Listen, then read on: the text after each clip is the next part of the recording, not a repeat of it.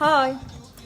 يعني كل مرة بقول ما بدي اطلع ورد، معلش احترميهم يا بنت، بس انتوا عالم بلا احترام، تجبرونا انه نطلع ونرد ونقلل من احترامكم اكثر ما هو مقلل.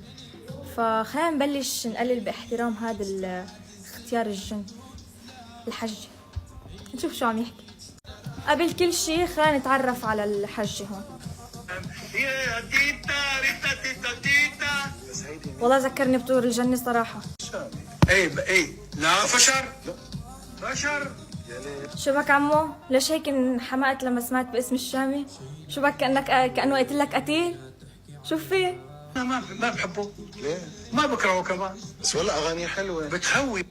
هلا انت شخص واحد ما رح تفرق الحبيت واللي كرهت، او عن اخر ما حدا شالك من ارضك، لا رح تزيد ولا رح تنقص، بس انك عم تقلل من قيمة حالك. هاد بس الشيء الوحيد اللي عم تعمل. ايه كسر الدنيا الشامي اليوم. بلا لانه صفيان ناس عقولها صغيره، ما عاد في. فجأة كل المجرة كل البلدان العربية صارت عقولها صغيرة، وهو الوحيد اللي عقله كبير. كل محبين الشامي عقولهم صغيرة، وانت بس عقلك كبير. سبحان الله. يا ليل ويا العين. بلا يا ليل بلا عين يا زلمه، حاجه اللي كانوا عم بيغني بالحمام.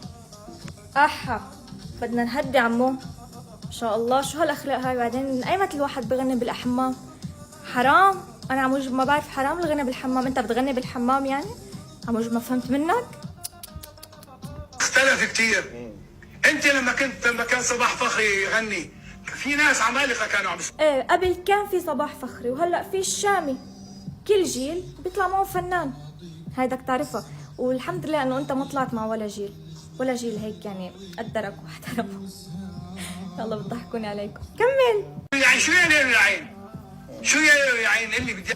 هي مفهومة، بس انت بني ادم بلا فهم. مانك فهمها. هي مفهومة ما عم يغني صيني، بس انه اذا انت ما بتفهم هاي مشكلتك. المشكلة مش فيه صارت، عرفت؟ في جمهور، انا ما قلت لا. انا انت اعترفت بعظمة لسانك. في جمهور. طب لو مانو محبوب وناجح ليش بده يكون عنده جمهور؟ يلا اعرب ما تحته خط. نعم بقلبك. فنان بلا جمهور ولا شيء. طبعا انا ما بكرهه، بس انا ماني من هواته، ما بحبه انا كمطرب. بس شب مو ناطرك منك بعمر جدي، اكيد ما رح تسمع صبرا ويا ليل ويا العين. هلا هو في مين عم يسمعوا بعمرك؟ بقولك عالم تفهم، بس انه اكيد ما رح يكون مودك. خليك باليوناني وهاي اللي كنت عم تغني لي اياها بالاول من تبع طيور الجنه. الله يرضى لي عليك. يعني لبس جاكيت ازرق سماوي، قالوا انه والله بيلبس بنت احمد رابع، بس اذا بيعيش. اسمع لك خبرك شغله، لو مانك مهتم بامور الشامي ما كنت عرفت شو لون الجاكيت اللي لبسه. لهالدرجه مهتم فيه عم تبحبش بخباره ولا تعرف شو لون الجاكيت اللي لبسه؟ يا الله كيف تفضحوا حالكم. حدا لك مطرب بيطلع بيغني ببيجامه رياضه؟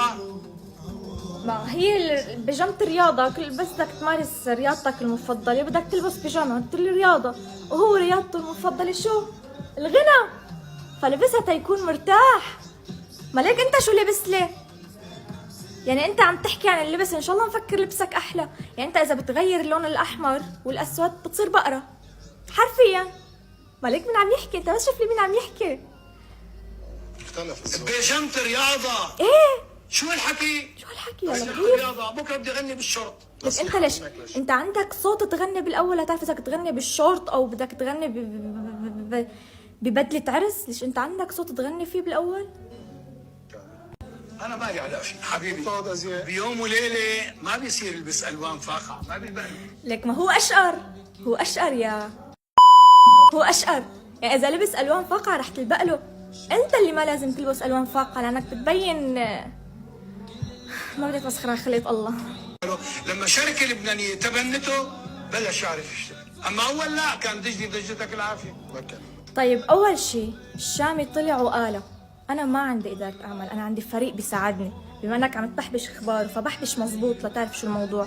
وتاني شيء وصل اداره اعمال شركه لحاله، وصل. انت كابن بلده لازم تفتخر فيه. ليش هيك مضغوط ومعصب؟ ليش؟ شو القصه؟ شو صاير عليك؟ شو عامل لك؟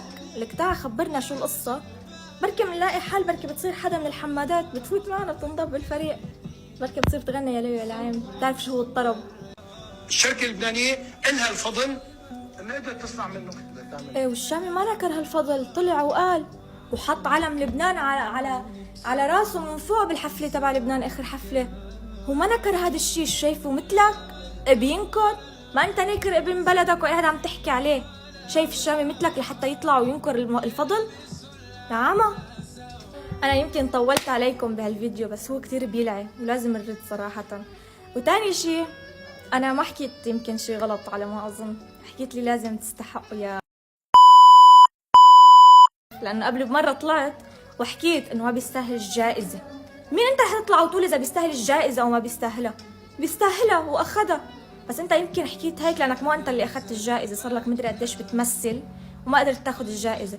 هو كان صار له كم شهر بالفن واخذها، انت هذا اللي زعجك. فروح فكر باخرتك، روح حب وحنان.